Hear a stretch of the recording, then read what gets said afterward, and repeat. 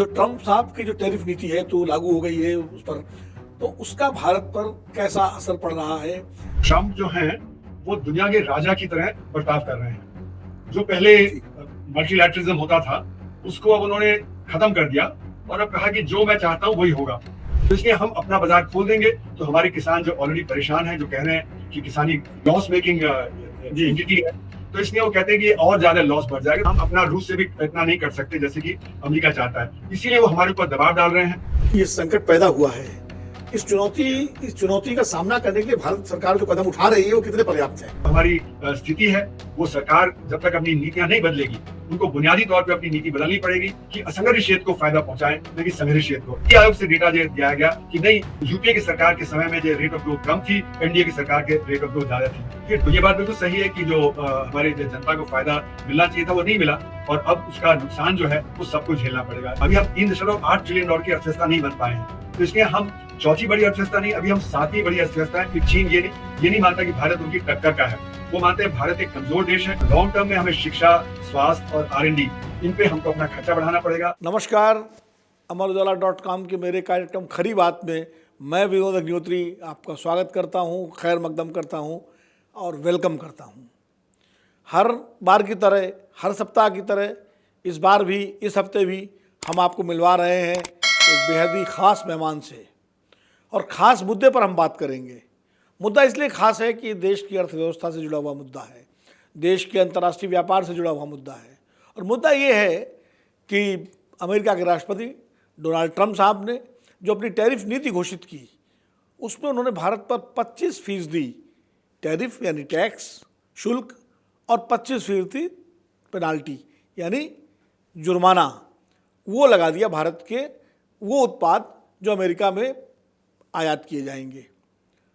तो इसका मतलब ये हुआ कि ट्रम्प साहब ने, और आरोप क्या लगाया कि भारत रूस से तेल खरीद रहा है और रूस उस तेल का पैसा जो है यूक्रेन युद्ध में खर्च कर रहा है, तो अप्रत्यक्ष रूप से भारत भी रूस और यूक्रेन युद्ध के लिए जिम्मेदार है। यानी ये आरोप चिपका करके ट्रम्प साहब उन्होंने अपना काम बना लिया।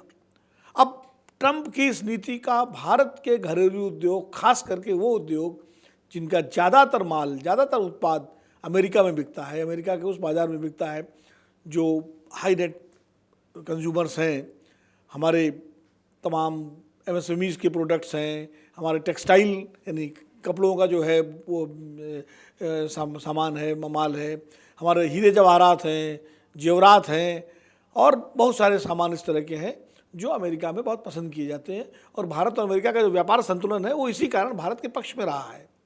ट्रम्प साहब का कहना है भारत ने बहुत हैवी टैरिफ लगा रखा है अमेरिकी सामानों पर, तो हम उस पर लगा रहे हैं उसके जवाब में, और 25% उन्होंने जुर्माना लगा दिया। अब ये एक तरह से ट्रम्प साहब की क्या कहते हैं, मसल फ्लेक्सिंग यानी जिसको कहते हैं दबाव डालने की रणनीति है। तो ये एक मुद्दा है, इस पर बात करेंगे। दूसरा मुद्दा, अभी हाल ही में सेकेंड जनरेशन रिफॉर्म GST के हुए, जिन घोषणा खुद प्रधानमंत्री श्री नरेंद्र मोदी जी ने लाल किले से 15 अगस्त के दिन की, और 22 सितंबर से वो GST के नई दरें, नए टैक्स रेट लागू हो गए, और काफ़ी जो सामान थे जो 18% थे उनको 12% किया गया, 12% वाले 5% पे आ गए, कुछ 18% वाले भी 5% पर आए, और कुछ सेक्टर्स को बिल्कुल मुक्त कर दिया गया, खासकर हेल्थ इंश्योरेंस वगैरह का, लाइफ इंश्योरेंस का सेक्टर है उनको कर दिया गया। तो इन सब, और सरकार ने दावा किया है कि इससे जनता को एक बेहद राहत मिलेगी। ये दिवाली बोनांजा है। दूसरी तरफ देश में तमाम सारे आर्थिक सवाल पहले से ही सामने चुनौती बनकर खड़े हुए हैं। बेरोजगारी का सवाल है, MSME का सवाल है, खेती किसानी का सवाल है, बहुत सारे मुद्दे हैं। तो इन सारे मुद्दों पर बात करने के लिए आज हमारे साथ मौजूद हैं देश के ही नहीं, दुनिया में जिनकी पहचान एक जाने माने अर्थशास्त्री के रूप में है, और जो जवाहरलाल नेहरू विश्वविद्यालय से रिटायर हुए, वहाँ अर्थशास्त्र के प्रोफेसर रहे, डॉक्टर अरुण कुमार जी। डॉक्टर साहब अरुण कुमार जी, आपका बहुत बहुत स्वागत है हमारे कार्यक्रम में, आपने वक्त निकाला। और मैंने देखिए भूमिका में तो सारी बात कही थी करीब करीब कि किस मुद्दे पर हम बात करेंगे, तो मैं चाहता हूँ कि ये सबसे पहले हम जो ट्रम्प साहब की जो टैरिफ नीति है तो लागू हो गई है उस पर, तो उसका भारत पर कैसा असर पड़ रहा है, क्या भारत के सामने एक नई चुनौती खड़ी हुई है, और अगर चुनौती है और भारत के लिए नुकसानदेह है तो हम कैसे इससे निपटेंगे? धन्यवाद विनोद जी। सबसे पहली बात ये कि ट्रम्प जो हैं वो दुनिया के राजा की तरह बर्ताव कर रहे हैं। जो पहले जी। मल्टीलैटरलिज्म होता था उसको अब उन्होंने खत्म कर दिया और अब कहा कि जो मैं चाहता हूं वही होगा। तो उनके जो सबसे नजदीकी जो एलाइज थे, जैसे कनाडा, जी। ईयू, जापान, साउथ कोरिया, उन पे भी एक तरफा उन्होंने हमला किया।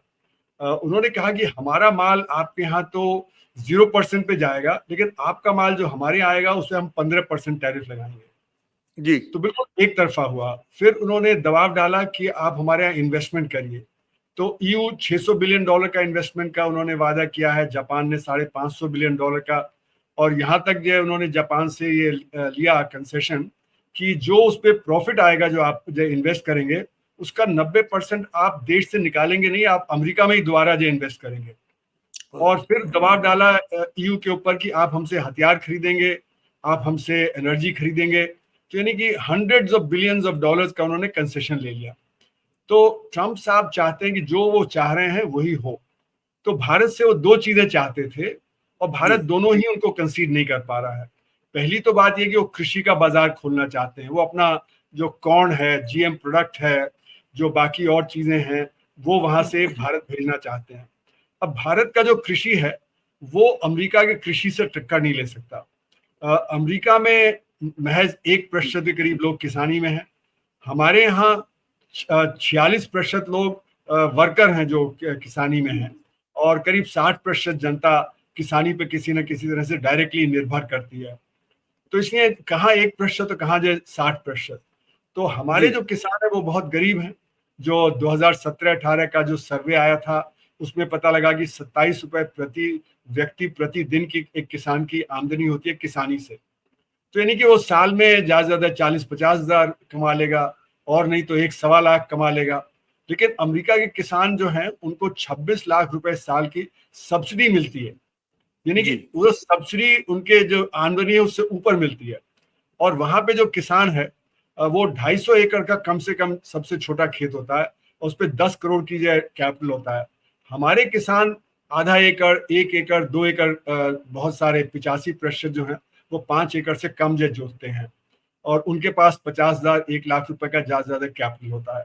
तो इसलिए हम अपना बाजार खोल देंगे तो हमारे किसान जो ऑलरेडी परेशान हैं, जो कह रहे हैं कि किसानी एक लॉस मेकिंग जी। एंटिटी है, तो इसलिए वो कहते हैं कि ये और ज्यादा लॉस बढ़ जाएगा। तो इसलिए हम अपना किसानी को खोल नहीं सकते, पॉलिटिकली भी और इकोनॉमिकली भी। दूसरा, रूस से वो चाहते हैं कि हम अपना ट्रेड कम करें। ऑयल तो एक चीज है, लेकिन वो चाहते हैं ओवरऑल हमारा ट्रेड कम हो जाए रूस से। लेकिन रूस से हमें स्ट्रेटेजिक एक रिलेशनशिप रही है। अभी जो हमारे बहुत सारे हथियार हैं उनके पार्ट्स वहां से आते हैं।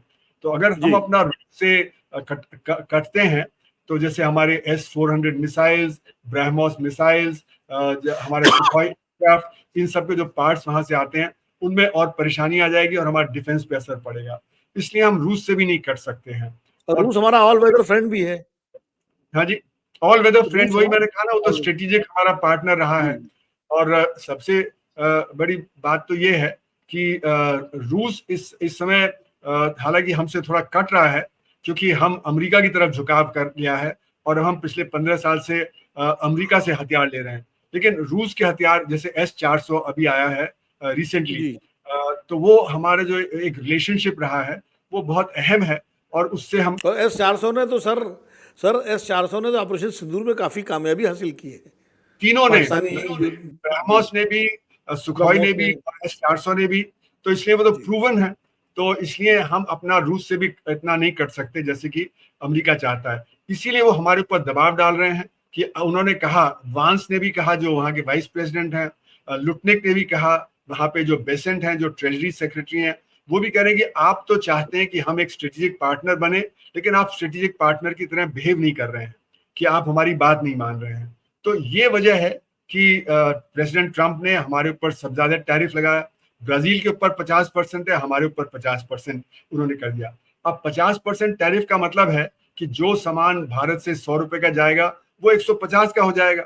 जबकि और जो हमारे कॉम्पिटिटर्स हैं, जैसे चीन है, उसके ऊपर 30% है, वियतनाम के ऊपर कम है, बांग्लादेश पाकिस्तान के ऊपर कम है, तो उनका माल तो वहां पे 120 122 में चला जाएगा, हमारा 150 में जाएगा, तो डिमांड हमारे तरफ से हट के उनकी तरफ चली जाएगी।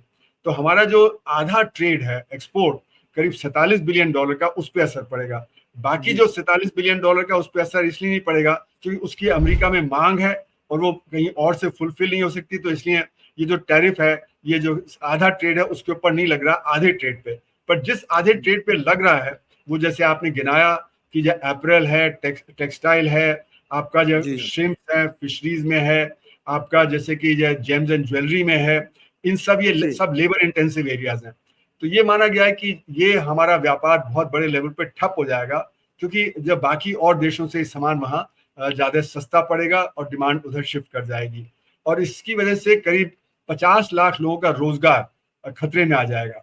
और ये हमारा अगर आप रुपए में आके तो 4.4 लाख करोड़ रुपए का व्यापार है, वो खतरे में आ गया है। तो इतनी बड़ी जब डिमांड कम होगी तो उससे हमारी अर्थव्यवस्था में बेरोजगारी तो बढ़ेगी बढ़ेगी, लेकिन उसके साथ साथ आप देखेंगे कि हमारा जो रेट ऑफ ग्रोथ है वो कम हो जाएगा, इन्वेस्टमेंट भी कम हो जाएगा, स्टॉक मार्केट में उथल पुथल रहेगी, उसकी वजह से भी जो फॉरेन कैपिटल है वो थोड़ा बाहर जाएगा। आपने ऑलरेडी देखा कि पिछले साल अब हमारा जो नेट इन्वेस्टमेंट है, फॉरेन इन्वेस्टमेंट है, वो 90% घट गया है, क्योंकि यहाँ से बहुत बड़े लेवल पे बाहर जा रहा है।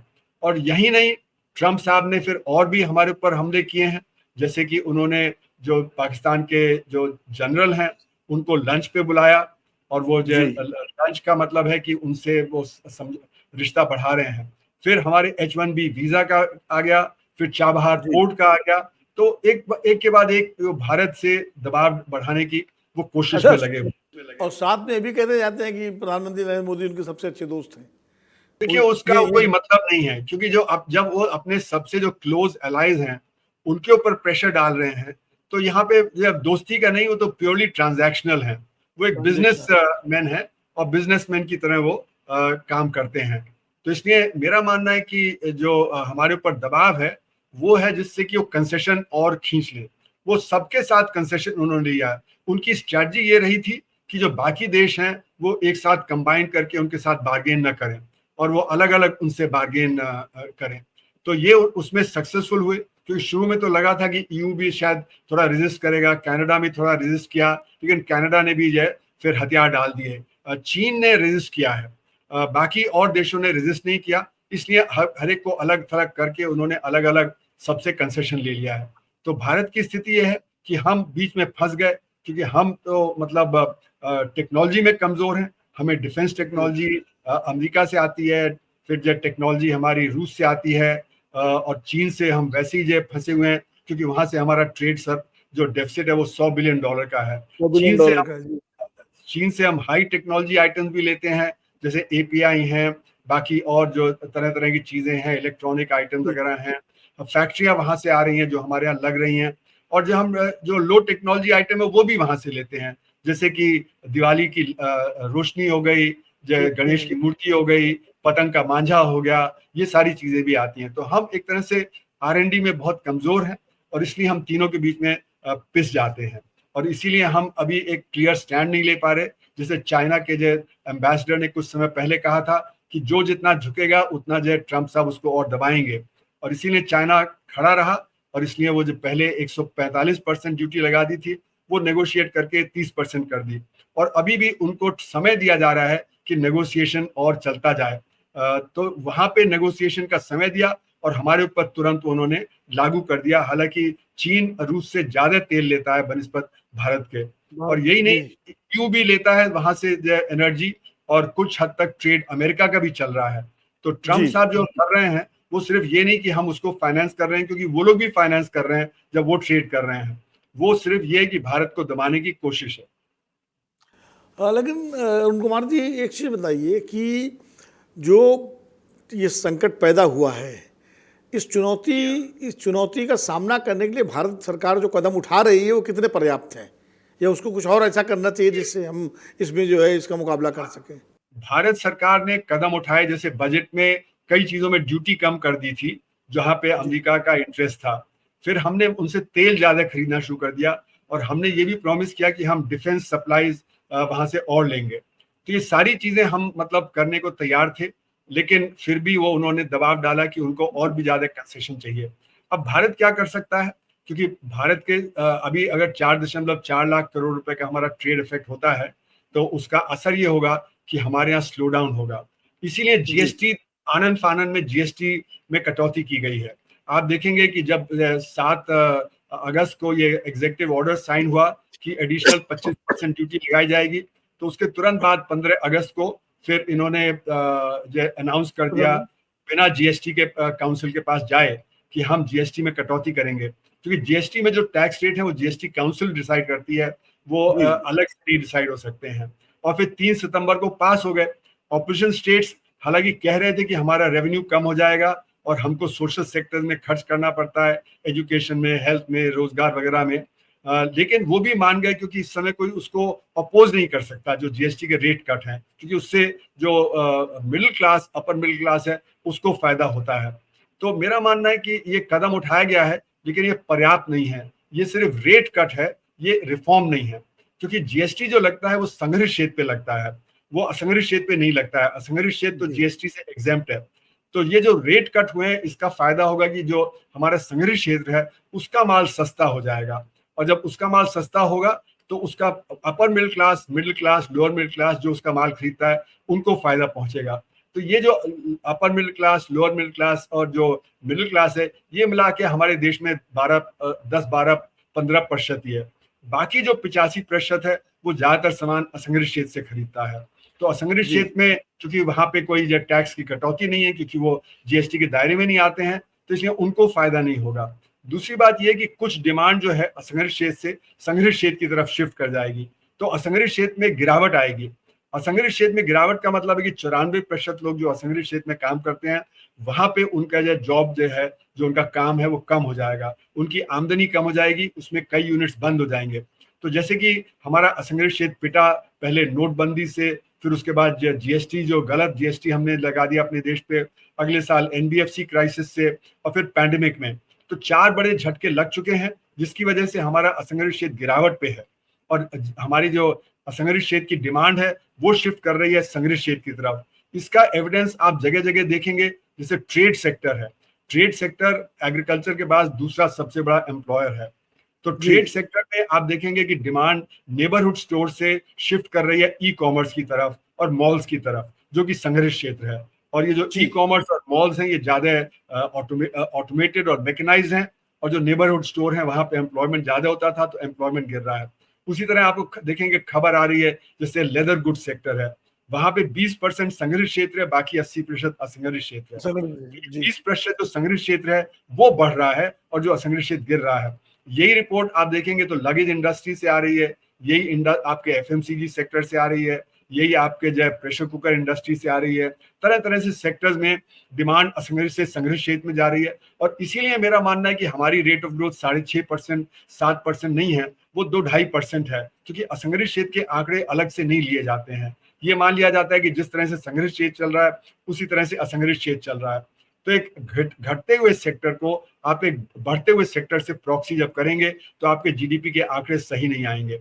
और इसीलिए हमारे यहाँ बेरोजगारी बढ़ रही है, क्योंकि अगर जो असंग्रहित क्षेत्र 6.5% में बढ़ता होता तो बेरोजगारी नहीं बढ़ती, क्योंकि वहीं पे जो सबसे ज्यादा रोजगार पैदा होता है। और जब आप देखेंगे कि संग्रहित क्षेत्र बढ़ेगा तो उसमें रोजगार पैदा नहीं होता। जैसे कि अगर आप देखें तो बैंकिंग है, बैंकिंग में पहले हर काम करने के लिए बैंक के अंदर जाना पड़ता था, पैसे निकालना, चेक बुक करना वगैरह। आज ज्यादातर काम अपना मोबाइल फोन पे जाता है, तो बैंकों का काम 1000 गुना बढ़ गया, लेकिन उनका स्टाफ आधा हो गया है।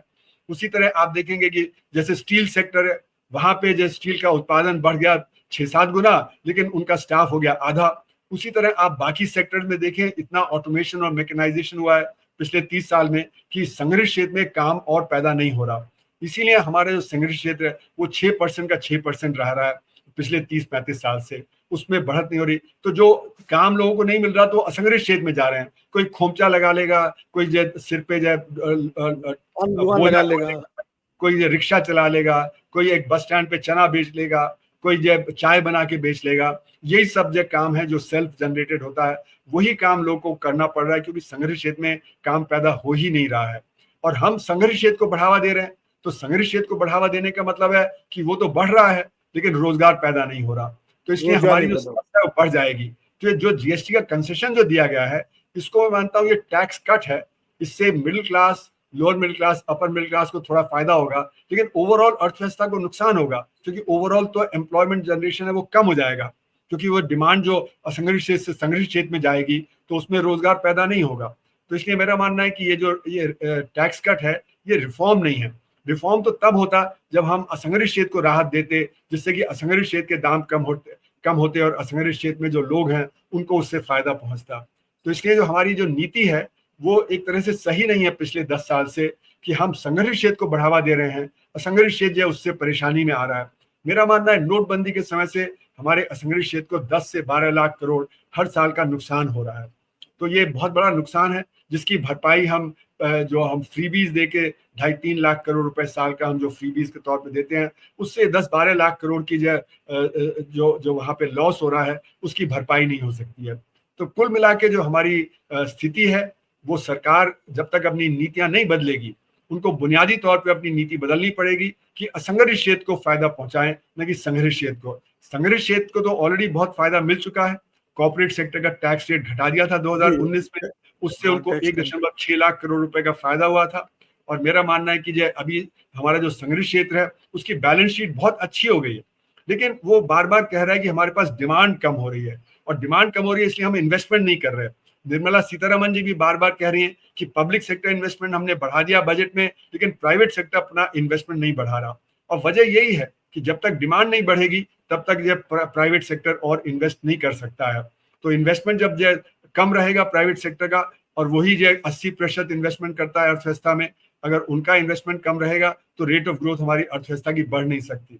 तो इसलिए मेरा मानना है कि हमारे पास अगर हम असंगठित क्षेत्र को बढ़ावा देंगे तो 94% लोग हैं उनके हाथ में आमदनी ज्यादा आएगी, डिमांड बढ़ जाएगी, और उससे फिर हमारा ऑर्गेनाइज सेक्टर भी आगे काम करने लगेगा। तो इसलिए ये जीरो सम गेम नहीं है कि हम असंगठित क्षेत्र को फायदा पहुंचाएं, ये पॉजिटिव सम गेम है। ओके, तो आपने बड़े विस्तार से बहुत बेहतर तरीके से संगठित और असंगठित क्षेत्र का जो योगदान है अर्थव्यवस्था में उसको बताया हमारे दर्शकों के लिए। ये तो बहुत ही प्रोफेसर साहब इस तरह से जो है आमतौर पर जो बात होती है तो इतने विस्तार से और इतने सरल तरीके से लोग बताते नहीं हैं, आंकड़ों में उलझा देते हैं कि ग्रोथ रेट, जीडीपी और तमाम तरह के, उसमें आदमी कंफ्यूज हो जाता है, लेकिन आपने बहुत बेहतर तरीके से समझाया। एक चीज और है कि हम हरदम सोचते हैं कि हम आम आदमी को फायदा पहुंचा रहे हैं, लेकिन ये आम आदमी की परिभाषा क्या है? आम आदमी तो बीच का जो 60% है, ऊपर का 20% निकाल दीजिए, नीचे का 20% निकाल दीजिए, तो जो बीच का 60% है वो आम आदमी है, और वो तो अभी भी गरीब है, क्योंकि सरकार कह रही है कि हमने गरीबी की रेखा से 25 करोड़ लोगों को ऊपर कर दिया है। लेकिन मेरा मानना है कि अगर आपकी जब 50 रुपए या 100 रुपए आमदनी बढ़ भी जाती है गरीबी की रेखा से, तो आप अमीर नहीं हो जाते, आप मिडिल क्लास में भी नहीं आते हैं, आप अभी भी जब गरीब ही रहते हैं। तो सरकार ने एक नया टर्म दिया है, नियो मिडिल क्लास। जी हाँ, वो नियो मिडिल क्लास नहीं है, वो अभी भी गरीब है। जो लोग ऊपर आए हैं, और मल्टी डायमेंशनल पॉवर्टी लाइन का इस्तेमाल किया जाता है कि जय हमने इतने लोगों को ऊपर कर दिया, लेकिन अगर आप देखें तो ये जो आंकड़े आए थे वो 2015-16 के एनएचएफएस के आंकड़े को कंपेयर किया था 2019 और 21 के बीच में। अब 2019-21 का मतलब है 2020-21 का जो पैंडेमिक का दौरान है वो भी था। अब उस दौरान तो सब कुछ ही गड़बड़ था, हमारी आमदनी गिर गई थी, हमारे बच्चे शिक्षा के लिए नहीं जा पा रहे थे, और हेल्थ का तो ये हाल है कि लोग जो हॉस्पिटल के बाहर मर जा रहे थे। गांव और छोटे शहरों में तो मेडिकल फैसिलिटी नहीं उपलब्ध थी, तो वहां पे तो डेथ कितनी ज्यादा हुई। तो इसलिए अगर जो 3 पैरामीटर होते हैं हमारे जो मल्टी डायमेंशनल पॉवर्टी लाइन में, शिक्षा, स्वास्थ्य और वेलफेयर, ये तीनों में गिरावट हुई 2020-21 में, तो कैसे हम कह सकते हैं कि पॉवर्टी गिर गई? अब लेकिन सरकारी आंकड़े वो जो अपना बना लेते हैं और कह देते हैं, और उन्हीं आंकड़ों को फिर प्रोजेक्ट किया 2024-25 पे। तो पहले तो आपका जो 2015-16 को आपने कंपेयर किया 2019-21 से, वही गलत था, फिर उसी को आपने आगे प्रोजेक्ट कर दिया। तो ये जो सरकार की जो नीति है कि गलत आंकड़ों से जो खेल करते हैं, जैसे कि मैंने कहा जीडीपी के आंकड़े, उसमें भी आप असंगठित क्षेत्र को इसी ये मान लेते हैं कि वो भी संगठित क्षेत्र की तरह बढ़ रहा है, जबकि वो एक्चुअली गिरावट पे है।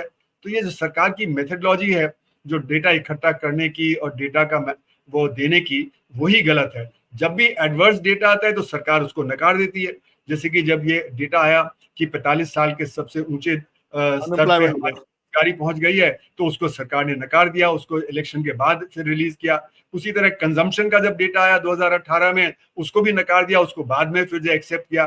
तो सरकार जब भी एडवर्स डेटा आता है उसको नकार देती है। खासकर जीडीपी का डेटा जब 2015-16 में आया तो उसमें उन्होंने शुरू में एक्सेप्ट नहीं किया, क्योंकि उसमें ये आया कि यूपीए के दौरान जो ज्यादा तेज ग्रोथ थी तो उन्होंने नकार दिया। फिर नीति आयोग ने अलग से डेटा किया, यानी कि नीति आयोग का वो काम नहीं है कि वो अलग से डेटा दे, लेकिन नीति आयोग से डेटा दिया गया कि नहीं, यूपीए की सरकार के समय में जो रेट ऑफ ग्रोथ कम थी, एनडीए की सरकार के रेट ऑफ ग्रोथ ज्यादा थी। तो डेटा से जो परेशानी क्रिएट हो रही है, ये बहुत बड़ी चीज है, क्योंकि यही जनता के बीच में प्रचार किया जाता है कि सब कुछ बेहतर है, पहले के मुताबिक बेहतर है और अब तो सब ठीक हो गया है। तो ये डेटा का एक बड़ा परेशानी का बात है। दो मुद्दे और हैं जिन पर मैं आपसे बात करना चाहूँगा। एक तो ये है कि जिस रूसी तेल की खरीद को लेकर के अमेरिका ने भारत पर पेनल्टी लगाई है, वो तेल, सस्ता तेल तो कंपनियां खरीद रही हैं, लेकिन उसका लाभ आम आदमी को नहीं मिल रहा है। वो कंपनियां खरीद के अपनी रिफाइनरीज में उसको रिफाइन करके और आगे बेच देती हैं। तो और आम आदमी को अभी वो 100 रुपये लीटर पेट्रोल और 90 रुपये लीटर डीजल खरीदना पड़ रहा है, उसको उसका लाभ नहीं मिला। और उसकी वजह से जो पेनल्टी लगी है उसकी कीमत आम आदमी चुकाएगा, जिनकी नौकरियां जाएंगी या जिनका व्यापार ठप होगा, जब जिनका आयात जो यहाँ से एक्सपोर्ट करते हैं उनको जो है उनको झेलना पड़ेगा। तो ये एक विडंबना है ना कि फ़ायदा बड़ी कंपनियां उठा रही हैं उस रूसी तेल का और कीमत आम आदमी चुका रहा है। तो एक तो इसको आप कैसे देखते हैं? मेरा मानना है कि ये तो जैसे बचपन में कहानी सुनते थे कि शेर और मेमना पानी पी रहे हैं और मेमना तो नीचे की तरफ पी रहा है, पर शेर कह रहा है कि नहीं, तूने तो झूठा कर दिया, मैं तो तुझे खाऊंगा। तो इसलिए ट्रम्प साहब के साथ सिर्फ ये तेल की बात नहीं है, वो चाहते हैं कि, जैसे मैंने कहा कि अमेरिका चाहता है कि भारत और रूस के जो संबंध हैं उनको कमजोर करना।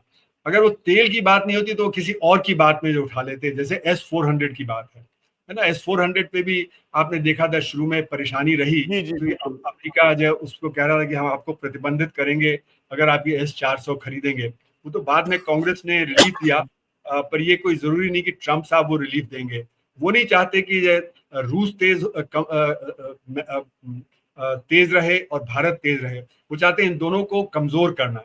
तो वो जो उनकी नीति है वो सिर्फ यही नहीं है कि जो तेल उन्होंने खरीदा, ये बात बिल्कुल सही है कि वहां से सस्ता तेल आया और जनता को उसको फायदा नहीं मिला। वो जो दाम हमारी कंपनियों ने कम नहीं किए जो हमारे मार्केट में बेचती हैं। और ये भी बात सही है कि खासकर कुछ प्राइवेट सेक्टर कंपनियां हैं, उन्होंने उसको बाहर जो महंगे दाम पे भेजा, बहुत प्रॉफिट कमाया, लेकिन पब्लिक सेक्टर कंपनीज ने भी यही किया। तो जो प्रॉफिटेबिलिटी है जो ऑयल कंपनीज की वो बढ़ी, और ये जो प्रॉफिटेबिलिटी बढ़ी उसका आप सही कह रहे हैं कि उसका लाभ जब कुछ प्राइवेट सेक्टर कंपनियों को मिला, पब्लिक सेक्टर कंपनियों ने वो जो लाभ मिला उसको आगे इन्वेस्ट किया। पास ऑन नहीं किया, पास ऑन नहीं किया पब्लिक में, आम आदमी में पास ऑन नहीं किया, लेकिन कम से कम वो जब पब्लिक सेक्टर के पास रहता है तो वो आगे इन्वेस्टमेंट में जाता है।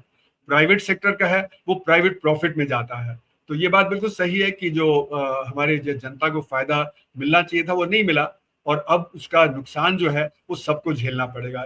ये बात बिल्कुल सही है। लेकिन मेरा मानना है ट्रम्प साहब अगर ये तेल में अगर हम वहां से खरीदना में कटौती कर भी देते हैं या खत्म कर भी देते हैं, वो किसी और बहाने से हमारे ऊपर वो लगाएंगे जब तक कि हम जो रूस के साथ अपना और ट्रेड खत्म नहीं करते। क्योंकि वो अपना ईयू को भी कह रहे हैं कि ईयू भी जब भारत के ऊपर जब टैरिफ लगाए, पर ईयू खुद ही एनर्जी खरीद रहा है वहां से, और ये ईयू पे ही भेजा जा रहा था।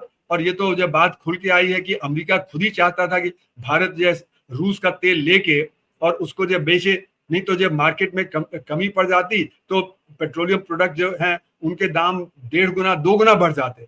जो अभी 65, 60, 65, 70 डॉलर के आसपास चल रहे हैं, वो कमी होने से वो 120, 140, 150 डॉलर तक पहुंच जाते और सारी दुनिया में और ज्यादा परेशानी हो जाती।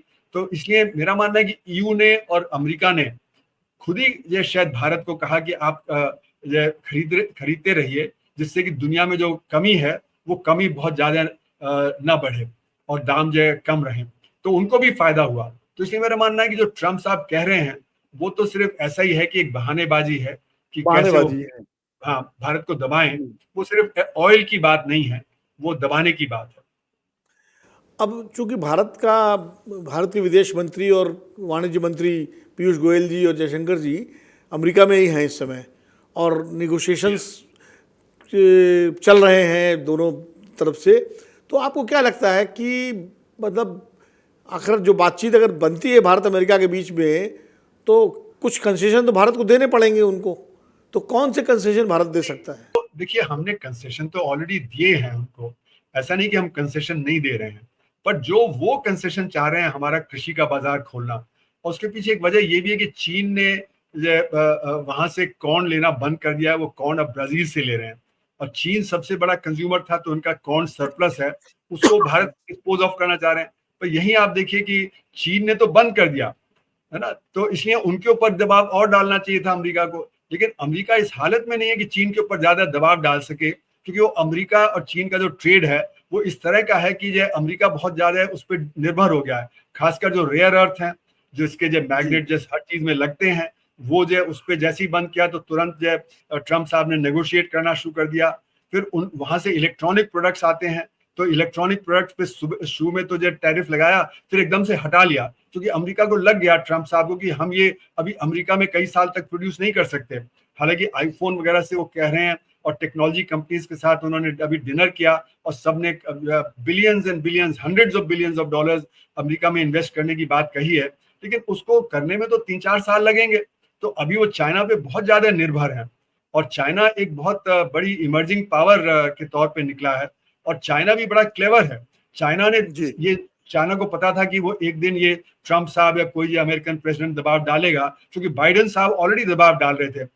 बाइडेन ने ऑलरेडी वहां से जो सॉफ्टवेयर इंजीनियर्स थे, जो टेक्नोलॉजी वाले थे, उनको सबको विड्रॉ कर लिया था, और जो चिप्स हैं, जो एडवांस चिप्स हैं, वो वहां पे एक्सपोर्ट करना बंद कर दिया था। अभी भी एनवीडिया चिप्स पे बैन था, तो पर जब ट्रम्प ने उसको विड्रॉ किया है। लेकिन जो एनवीडिया जो हल्की वाली जो चिप्स वहां पे बेच रहा है, तो चीन लेने से मना कर रहा है। अब चीन एक्ट कर रहा है कि ये है, तो चीन के ऊपर बहुत ज्यादा निर्भर है, इसलिए अमेरिका चीन पे वो दबाव नहीं डाल पा रहा।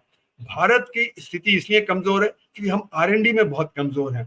बहुत सारी चीजों के लिए हम आर&डी के लिए चीन पे, अमेरिका पे, ईयू पे, रूस पे निर्भर करते हैं।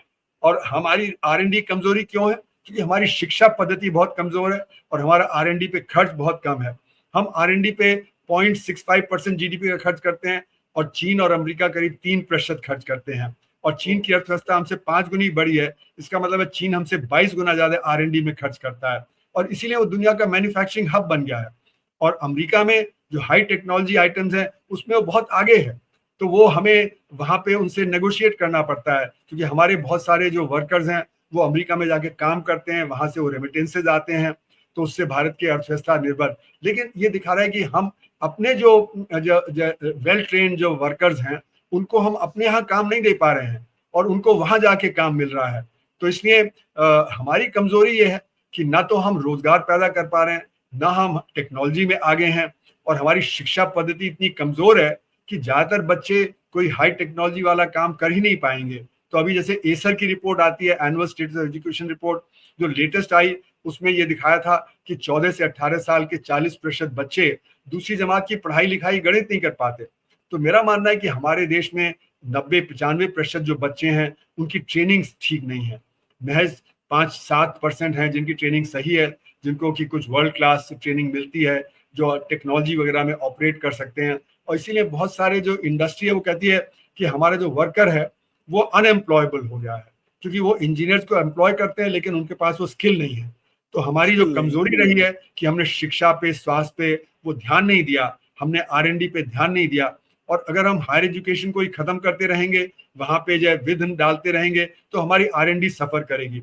आर&डी करने के लिए आपको एक आर&डी का एनवायरनमेंट क्रिएट करना पड़ता है, जिसमें फेलियर एक पार्ट होता है।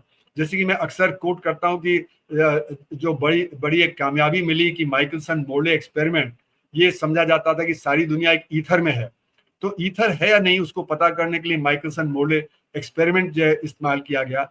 वो सैकड़ों फेल्ड एक्सपेरिमेंट के बाद एक सक्सेसफुल एक्सपेरिमेंट हुआ था। तो फेलियर से हम सीखते हैं, और उससे फिर हमारा रिसर्च आगे बढ़ता है। तो वो तो पुरानी कहावत है कि विफलता सफलता की जननी है। बिल्कुल तो बिल्कुल। तो हमें वो R&D का एनवायरनमेंट क्रिएट करना है। वो हमारी यूनिवर्सिटीज में, कॉलेजेस में, हमारे लैब्स में नहीं है, और बहुत ही ब्यूरोक्रेटाइजेशन है। ये ब्यूरोक्रेटाइजेशन जो होता है, एक फ्यूडल माइंडसेट जो होता है, वो रिसर्च के लिए अच्छा नहीं होता है।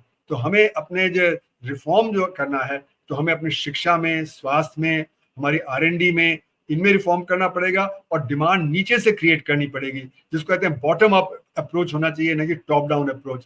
जबकि इस सरकार की जो नीति रही है वो टॉप डाउन अप्रोच रही है। आपसे बात करने का तो बहुत मन हो रहा है, क्योंकि इतनी सारी जानकारी बड़ी विस्तृत तरीके से आप हमको दे रहे हैं, हमारे दर्शकों को दे रहे हैं। लेकिन चूंकि कार्यक्रम के समय की भी सीमा और मर्यादा है, तो एक दो छोटी बातें जरूर मैं आपसे शेयर करूंगा। एक तो ये जो जैसे आपने कहा कि जो है पिछले 10-11 साल में अर्थव्यवस्था के सामने कई दिक्कतें आई हैं, और सरकार की जो नीतियां हैं वो उनकी वजह से काफ़ी समस्याएं हो रही हैं। लेकिन दूसरी तरफ सरकार का दावा है कि हम तो चौथी सबसे बड़ी अर्थव्यवस्था से अब तीसरी अर्थव्यवस्था बनने की तरफ हैं, 4 ट्रिलियन से ज़्यादा हमारी अर्थव्यवस्था हो गई है। तो ये कैसा विरोधाभास है? यही मैंने बताया कि हमारा जो GDP का डेटा है वो संग्रहित क्षेत्र के आधार पर कैलकुलेट किया जाता है। संग्रहित क्षेत्र तो बढ़ रहा है, क्योंकि असंग्रहित क्षेत्र में गिरावट है, और वहां से डिमांड संग्रहित क्षेत्र की तरफ जा रही है। तो संग्रहित क्षेत्र में बढ़ावत जो दिखाया जा रहा है 6.5%, वो तो ठीक है, लेकिन असंगठित क्षेत्र में तो गिरावट है। उसकी वजह से मेरा मानना है कि अगर हम असंगठित क्षेत्र को अलग से कैलकुलेट करके उसको जोड़ें अपने GDP में, तो हमारी ग्रोथ रेट 1.5-2% से ज्यादा नहीं आएगी। और हमारे GDP डेटा में कितनी गलतियां हैं वो दिखता है नोटबंदी के समय, जो हमारा GDP का डेटा आया। नोटबंदी के समय सबको दिखा कि 5 महीने अर्थव्यवस्था बिल्कुल ही अस्त व्यस्त हो गई थी, गिरावट थी बड़ी जबरदस्त, सेल्स नहीं हो रहे थे, मार्केट ठीक से नहीं चल पा रहे थे। तो लेकिन सरकार का डेटा दिखाता है कि सबसे ज्यादा ग्रोथ उसी दौरान हुई 8% की। तो वो 8% कहां से आया, जबकि एक्चुअली में तो हमारे अर्थव्यवस्था उससे -2% पे थी। तो यानी कि हमारे GDP के डेटा में कम से कम 10% का ये अपग्रेडिंग है। दूसरा, हमारी अर्थव्यवस्था में जो GDP कैलकुलेट करते हैं, तो हम पिछले साल के GDP को अगले साल के GDP में एस्टिमेट करके लगा देते हैं। उसका जो हाई फ्रीक्वेंसी डेटा आता है उसके आधार पे हम जो बढ़ा देते हैं। देखिए, जो हाई फ्रीक्वेंसी डेटा अभी जो दिखाया गया पिछले क्वार्टर के डेटा में, तो उसमें 22 में से 16 में तो गिरावट थी, सिर्फ 6 में ही तो बढ़त थी। तो इसलिए वो कैसे बढ़ गया कि 7.8% हो गया। और इसी तरह पहले भी अगर आप देखें, नोटबंदी के पहले का डेटा अगर हम नोटबंदी के साल में जो लगाएंगे, तो वो तो ओवर एस्टिमेट दिखाएगा, और फिर जो गलत जो डेटा है उसको फिर अगले साल हम दिखा देंगे, तो उसमें भी गलत डेटा आएगा। जबकि जीएसटी की वजह से भी नुकसान हुआ। तो एक के बाद एक गड़बड़ी होती जाती है। तो इसलिए मेरा मानना है कि हमारी अर्थव्यवस्था 1.5-2% की रफ्तार से बढ़ी है, 6.5% की रफ्तार से नहीं बढ़ी है। तो अभी हम $2.5 ट्रिलियन की अर्थव्यवस्था है। अभी हम $3.8 ट्रिलियन की अर्थव्यवस्था नहीं बन पाए हैं। तो इसलिए हम चौथी बड़ी अर्थव्यवस्था नहीं, अभी हम 7वीं बड़ी अर्थव्यवस्था है, इटली के आगे। तो इसलिए जो हमारा जो डेटा है, वो सरकार कहती है कि देखो, IMF भी, वर्ल्ड बैंक भी, ADB भी कह रहा है कि 6.5-7% की ग्रोथ है। तो क्योंकि ADB, IMF और वर्ल्ड बैंक ये डेटा कलेक्टिंग एजेंसी नहीं है, ये तो डेटा सरकार का ही डेटा लेके जो अपना जो आगे करती हैं। तो सरकार के डेटा में जो गलती है वही उनके डेटा में भी गलती है। तो इसलिए IMF, वर्ल्ड बैंक और जो ADB का डेटा वही गलती से सफर करता है जो कि हमारी सरकार के डेटा में। तो इसलिए मेरा मानना है कि जो हमारा असली रेट ऑफ ग्रोथ 1.5-2-2.5% से ज्यादा नहीं रहा है पिछले नोटबंदी के समय से। बस आखिरी सवाल मेरा है इस चर्चा को कंक्लूड करने के लिए, कि अमेरिका से जिस तरह से रिश्ते बिगड़े, खासकर व्यापारिक रिश्ते टैरिफ वार के बाद, और हम फिर चीन की तरफ मुखातिब हुए, और SCO की समिट में प्राइम मिनिस्टर गए, वहाँ प्रेसिडेंट शी जिनपिंग से उनकी बड़ी अच्छी बात हुई, पुतिन साहब भी थे। तो क्या चीन के साथ भारत के जो आर्थिक और व्यापार, चूँकि ट्रेड बैलेंस में तो हम बहुत पीछे हैं, $100 बिलियन का जो है करीब ट्रेड बैलेंस, वो हमारा गड़बड़ है वहाँ, उनके साथ डेफिसिट है, सॉरी। तो ऐसे में क्या चीन के साथ ज़्यादा आर्थिक नज़दीकी या व्यापारिक रिश्ते और बढ़ा करके हम भारतीय अर्थव्यवस्था को मजबूत करेंगे, या कुछ और उसमें दिक्कत आ सकती है? हमें कहाँ तक, किस हद तक चीन के साथ जाना चाहिए? हम चीन के साथ अभी compete नहीं कर पाएंगे, क्योंकि हमारे पास वो टेक्नोलॉजी नहीं है जो उनके पास है। तो वो हमें दबाएंगे। और ये बात साफ है कि SCO में रूस और चीन ने 22 समझौते पे दस्तखत किया, भारत के साथ चीन ने एक भी समझौता नहीं किया। और क्योंकि भारत अभी क्वाड का हिस्सा है, और चीन को ये खतरा नजर आता है कि अमेरिका भारत को इस्तेमाल कर रहा है उनको कन्फ्रंट करने के लिए।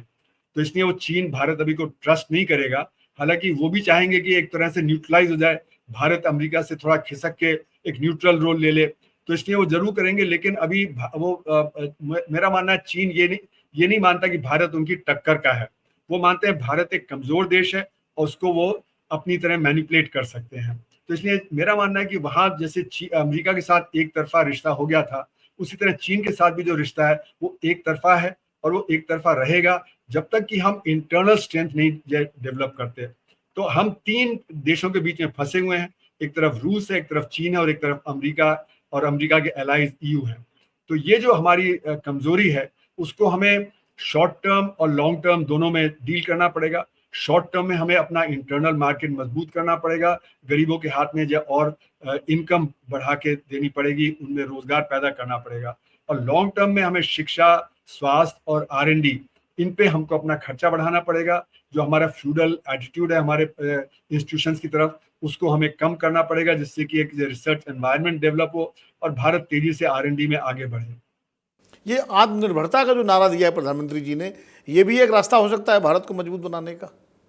देखिए, आत्मनिर्भरता तो तभी होगी जब हम अपनी चीजें खुद बना पाएंगे। लेकिन अभी तो हमारी हजारों फैक्ट्रियों में चीनी जो मशीनें हैं, उनके लिए हमें चीनी इंजीनियर चाहिए होते हैं। और हमारा जैसे ट्रेड डेफिसिट है चीन के साथ $100 बिलियन का, तो यानी कि हमारे हर चीज में चीन का प्रोडक्ट लगा हुआ है। तो आत्मनिर्भरता आज की स्थिति में बहुत अलग होगा।